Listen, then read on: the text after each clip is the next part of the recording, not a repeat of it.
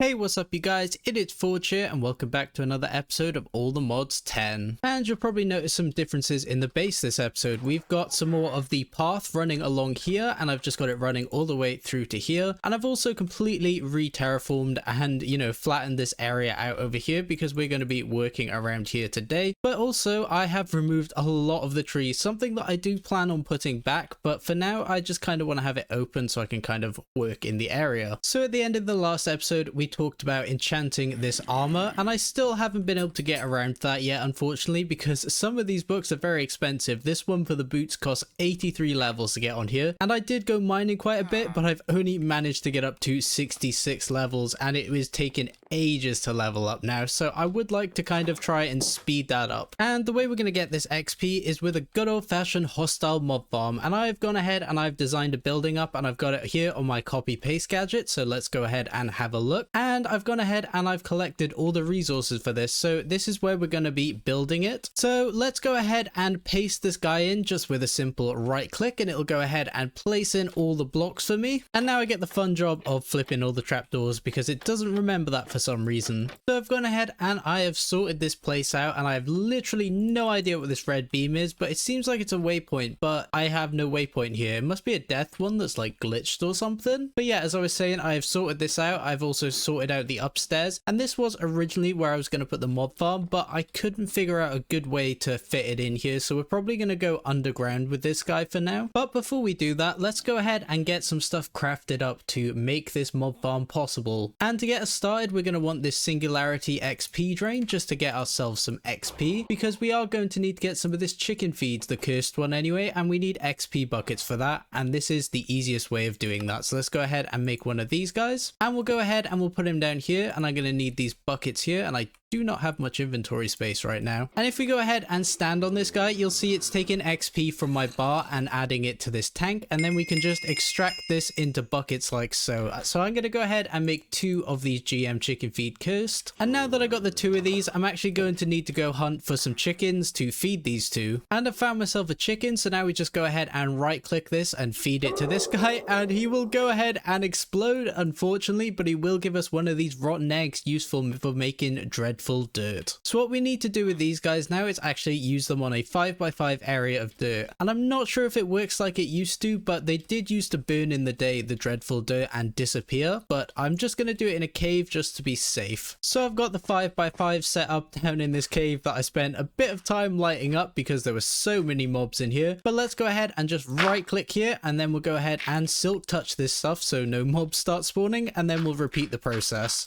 So now that we got the means to spawn the mobs, let's go ahead and create something to kill them, and for that we're going to go ahead and use this mob masher here. So we're going to need to make ourselves some iron swords, and then with these we can go ahead and make ourselves 2 sets of iron spikes which are needed for the recipe. We can grab ourselves some diamonds, 1 more will do, and then we can go ahead and create this mob masher. And what's great about this guy, if we place him down, there are a bunch of upgrades that we can go ahead and throw in here, but there are only 2 really that I'm going to make, and that is this looting upgrade, which obviously increases the drops that we're going to get, and this sharpness, which again will increase the damage that is done to the mobs. And this looting one is nice and easy to do. We just need a bunch of blue dye, and then we go ahead and craft 10 of these because that's the max we can have. But the sharpness ones are a bit more of a pain, as we're going to need to make iron swords for each individual one. So let's go ahead and get started. And now I've got all 10 of those together, we should be ready to go. So let me just go ahead and stick this stuff up in my backpack that's all ready to go because I don't have much inventory space right now. Next, we're actually going to make some of these mob fans, and these are going to help push the mobs around within the area. So we're just going to need 2 of these guys to get us started, so that should do. And there are also some upgrades, but I'm not 100% sure how many we're going to need, so I'm going to kind of make those as we go. They're not too bad to make anyway. And now to collect the items, we're going to go ahead and use one of these absorption hoppers, which means I'm going to need some obsidian, and this will just pick up anything XP and items within a 7x7 area, and you can actually configure it, which is great. And to stop Enderman from teleporting out when they take damage, we're going to make one of these Enderman inhibitors or Ender inhibitors, and this will basically stop anything within an area from teleporting. But to make sure it's dark within the mob spawner but also make it so we can see, I'm going to go ahead and make a bunch of this tinted tinted glass. That should probably do for now, but we might need more, so I'll make more on the fly if we need to. And then finally, we're going to go ahead and make this XP solidifier, which I believe I need some slime balls to make, so let's do that. And then we'll go ahead and make these entity movers. And what this guy is going to do is he's actually going to convert the XP into XP jelly babies for us, which means we can store XP as a solid item as opposed to a fluid. And to do this, we're going to need one of these XP mold jelly babies, and for that we're going to need an extra XP bucket as well as some golden nuggets. Let's go ahead and make another one of those. So now that I've got everything I'm probably going to need to do this, I might need some more stuff and I might have forgotten some stuff, but let's go ahead and dig a hole underneath this here house. So not much digging has really been done because I did actually cover up this ravine, which I completely forgot about, but I have been working on decorating and I'm using these factory blocks, something I have not used in a very long time. But yeah, this is coming along really nicely and I'm kind of liking how it's stuck in right now. I need to work on the ceiling and the walls, but other than that, we will be done pretty soon. Okay, so I am pretty much done with all the decorating in here, and this room looks pretty cool right now. I would like to quickly get some of these white lamps from Actually Additions and just put them into the ceiling at intervals though. So I should have about everything together to go ahead and do that. We're just going to need to make some paladin crystals, I think they're called. Palace crystals, sorry. And then we can go ahead and craft, let's go ahead. I'm in the wrong inventory. Let's go ahead and craft these guys up. There you go, 12 should be enough. So I guess let's go ahead and put these guys in real quick, and I think they need to be switched on with redstone, so let's go ahead and do that. Doesn't look like it's making much difference though. Never mind, doesn't look like it's going to need a redstone signal. Apparently you just shift right click and it goes ahead and turns itself on. That's very cool. So there you go, that's all of the aesthetics of this room all sorted out. Let's go ahead and build the actual mob farm. So we're going to start by placing down this dreadful dirt in this 7x7 area,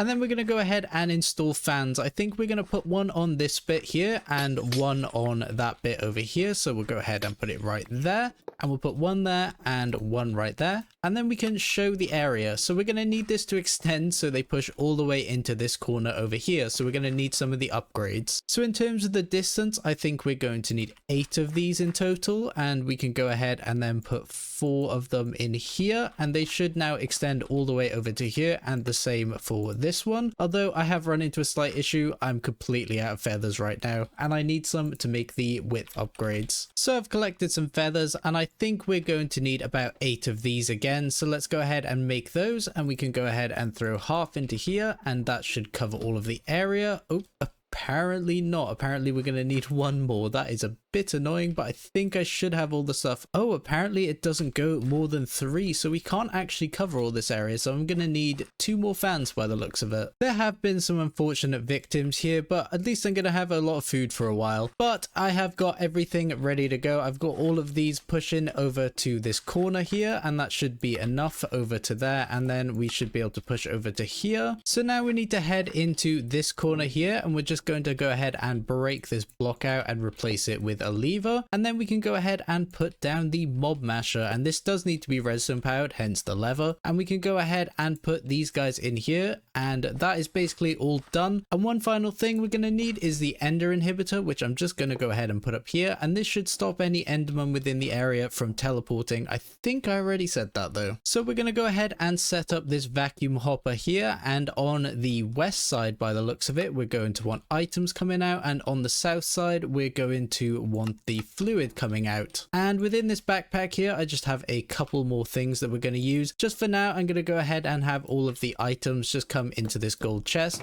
just so I can see what I'm going to get, so I can set up storage drawers. And then I'm going to go ahead and pipe out of this thing here and go into the XP solidifier, which is going to be outputting to the north side, so we'll set push to north, and then we'll go ahead and stick a spruce straw here for all of the XP jelly babies to collect in, and I've got some gold upgrades as well as void upgrades in there, and we just need to put the XP mold jelly baby in here and turn this guy on, and this will turn any XP into items now. And one final thing I should do just to stop it from picking up everything within this area is recenter this box just by adjusting these values into this box, just so I don't have things being picked up, you know, when I'm within this area. So there you go, it's only picking up from within this area now, and I just need to turn these fans on, and we'll just use levers for now. So let's go ahead and go 1 and then 2 And now anything that enters here is going to get blown into that mob masher, and that will actually kill me as the player as well, so I need to be very careful coming in here to break these lights. And we can go ahead and close this guy up like so. It's gotten very loud because an enderman just spawned,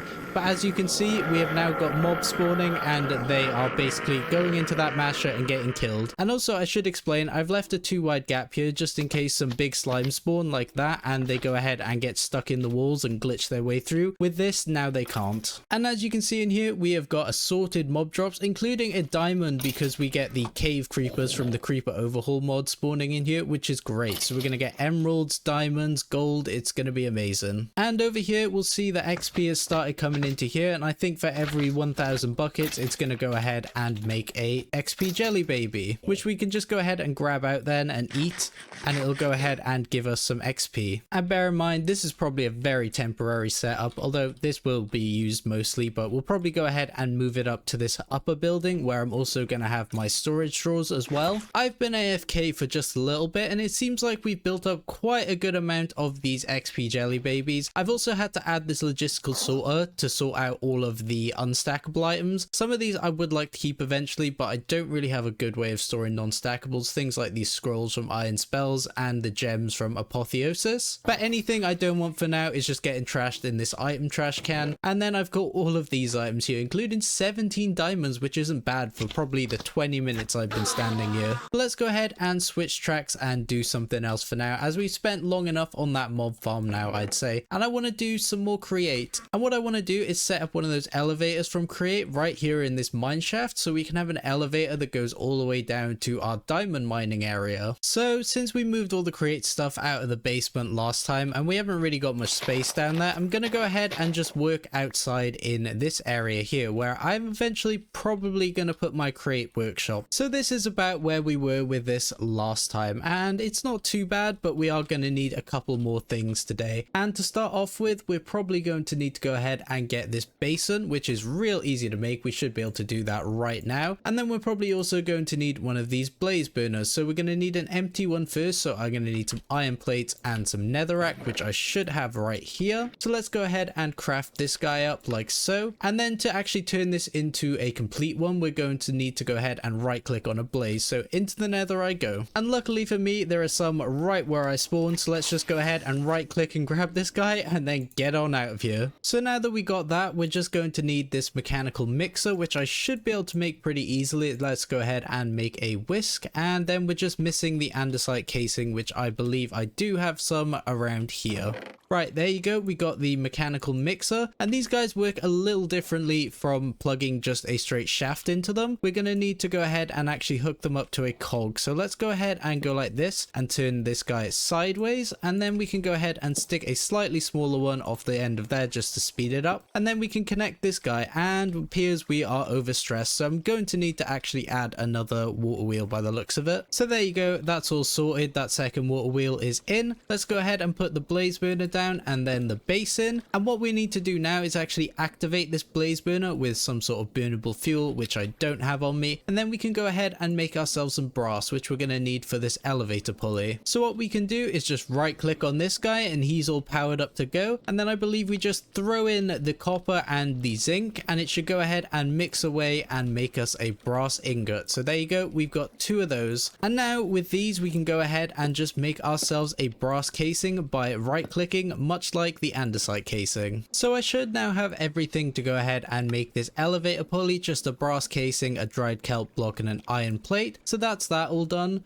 We're also going to want some of these redstone contacts, which it seems I am missing cobblestone for. So let's go ahead and make 4 of these, because we're going to need 1 of these for each level we want, and also 1 to go on the actual elevator. And then finally, we're going to need these contraption controls, which I have everything for except for the electron tube. Wow, you guys are so annoying, aren't you? So to make electron tubes, we're just going to need some of this polished rose quartz, which we get by sanding with sandpaper. So let's try and make one of these, although I have none of that on me. So let's try and make some of this rose quartz, which is just a bunch of redstone and some nether quartz. Let's go ahead and make one of those, and then I'll go ahead and grab the stuff for some sandpaper. And it should be no surprise really that sandpaper is just sand and paper. So we grab this in our main hand and put this in our offhand. I don't know if it matters which way you do this, but then we just go ahead and hold down right click and it'll do this kind of eating animation, and we'll get ourselves a polished rose quartz. So let's go ahead and combine that with one of these iron plates, and we've got ourselves an electron tube. And now we should have everything together to go ahead and make these contraption controls. So we have pretty much everything we need for the elevator now, except for a way to power it. And the way I'm going to do that is this Starbuncle wheel from Ars Creo. And this is real easy to make. You just need a water wheel and then a Starbuncle charm, which we can go ahead and make in the enchanting apparatus we already have set up. And we need one of these Starbuncle tokens, which is made by giving a Starbuncle a gold nugget. But I've got a bunch of these just from chests around the world, so let's go ahead and make that up real quick. So we just place some gold ingots around here, and then this is the enchanting apparatus, right? So we can go ahead and right click that on there, and it'll go ahead and make us one of, what is it called, the Starbuncle charm. And there you go, that is that all made. I just need to make another water wheel, which is very easy to make, I believe. It's just wood and shafts. And we combine these guys together and we get ourselves a Starbuncle wheel. So let's go ahead and start building. So I haven't really got a design in mind here, but I'm going to take a couple minutes and kind of work it out, and then we'll come back to set up the elevator. So I've done a fair bit of work here now, and I've kind of got things ready to set the elevator up. But the first thing I need to do is actually glue this whole thing together. So we need to go from back to front, and there you go, that should all be stuck together now. And I know this isn't the prettiest thing, but it's just meant to be like a mineshaft elevator. So let's just go ahead and add in these beams. I am going to need to get behind here so we can add in the redstone contacts, put one of them here, although that was the wrong way. We want it like, stop going that way. Okay, I don't know why it's doing that. Let's go ahead and place this one facing this way, and hopefully now this one will face into it. Yep, that's great. And then we go ahead and put down the contraption controls in there, and now we just need to get the elevator in. So let's go ahead and place that like so, and then we've got the pole coming out that side. We can go ahead and stick the Starbuncle wheel on there, which will just infinitely power this thing, and I think that should pretty much do this thing. So let's go ahead and just put this stair in and fill it in like so, and I'll fill this wall back in. And then we need to set up the contact all the way down at the bottom, and I think I'm gonna have another one in like a mid-level because I did find a cave down there, so I kind of want access to that as well. So now I believe I just right click the elevator, and it says it's unable to assemble. Elevators require a horizontal redstone contact attached to the structure. There is one attached, is there not? Aha, I see the issue. I have actually put the elevator thing too far back, haven't I? So yeah, I'm gonna have to dig all this out because it does actually need to go on this block right here. Wow, I am stupid sometimes. Right, there you go. Now I should be able to right click this and it's all assembled. So we are on floor 2 at the moment. We can go ahead and scroll and then go all the way down to floor 1, and this guy will start going down very, very slowly apparently. I think I'm gonna have to put a gold block in front of that Starbuncle just to speed him up a little. So if I just go ahead and stick one right here, it should increase the speed rapidly of this guy, which is great. So this elevator should go a lot quicker now. Can I go ahead and call it back up? I don't know. It must be down there already though. Oh, it's still going down. Looks like I am beating it. Well, this isn't the fastest thing on Earth, but it's pretty cool though, you gotta admit. And now we are down at level 1, down at the cave, and we can go ahead and go down all the way down to visit our little friends, the mining turtles at the bottom. And as I'm heading up, I am realizing I'm probably gonna have to do something to make this look a bit cooler. Although I do like the look of the stone and the deep slate, I don't really like this dirt at all, or that granite, and I probably will bring this wall back one closer. Well, this may not be the most practical elevator, but I do really like the look of it, and I think it adds a lot to this mine area, and yeah, it's just a very interesting project to take on, I think.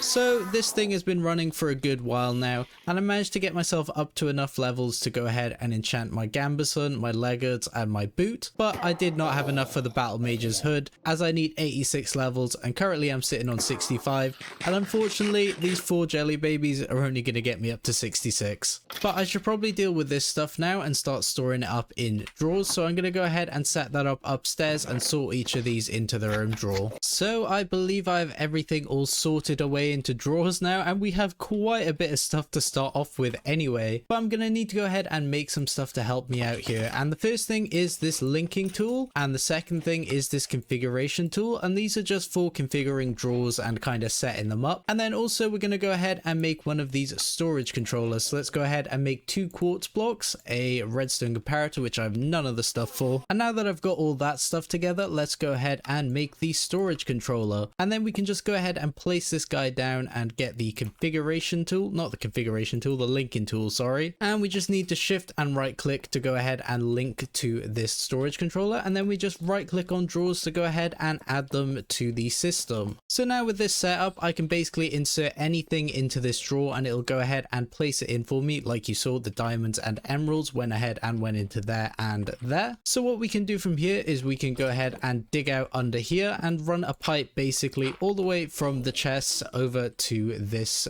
drawer controller. So I've gone ahead and I've ran the pipe all the way along, although I haven't connected it yet because I'm gonna need another logistical sorter so we can go ahead and filter out the stuff we don't want coming up here, like the armor and stuff. Although actually thinking about it, I'm not gonna need that, am I? Because all these drawers are basically acting as filters as there are no open spaces. And that brings me to the second tool, actually, this configuration tool. We can go ahead and right click on drawers and now actually lock them so no other item could go into these slots. And if I went ahead and removed all this sugar, there would still be sugar in this spot. So now we're all set up and this is pulling directly out of this chest here and everything else is just being binned for now. Oh, and I just used up the last of our XP jelly babies and we have enough levels now, so let's go ahead and enchant our hood. And now that should be all sorted. I've also added in leather and leads because apparently a wandering trader spawned in there, so I've just got to prepare for that eventuality, I guess. But everything is now being sorted into these drawers, which I'm not 100% happy with the setup. I'll be completely honest with you. I'm definitely going to be rejigging some stuff in here. And now we're all nice and glowy and enchanted all the way through. And this rain actually perfectly introduces me to the next bit I want to do. And that is to check out the Nature's Aura mod. And this basically does a bunch of stuff around aura within the world. I'll kind of get into it more when we get into the mod, but my main aim is to be able to control the weather and actually turn it off and on whenever I want. So I can make it sunny, I can make it thunder, I can make it rain. So I'm not going to go through the introduction too much because you guys can just read this book if you want to, but basically we're going to need to start by getting these gold leaves from brilliant trees. And the way we do this is we create some of this brilliant fiber and we go ahead and put it on trees, and then once it's harvested it'll basically turn into gold leaves. So let's go ahead and craft ourselves a couple of these brilliant fibers because it does take a while for them to spread throughout the tree. I'd really like this rain to stop, but yeah, let's go ahead and grow up this oak tree then. Hopefully not a big one. There you go. And we'll go ahead and just spread these amongst the leaves so they can go ahead and spread around the tree, and eventually this thing will turn gold. There you go. As you can see, this leaf has actually started changing and it will spread to all the leaves around as well. So we've got a fully golden tree now. Let's go ahead and chop this guy down and get all of the golden leaves. There you go, 39. That should get us started. So it seems the next thing we need to set up is this ritual of the forest. So we're just going to need, by the looks of it,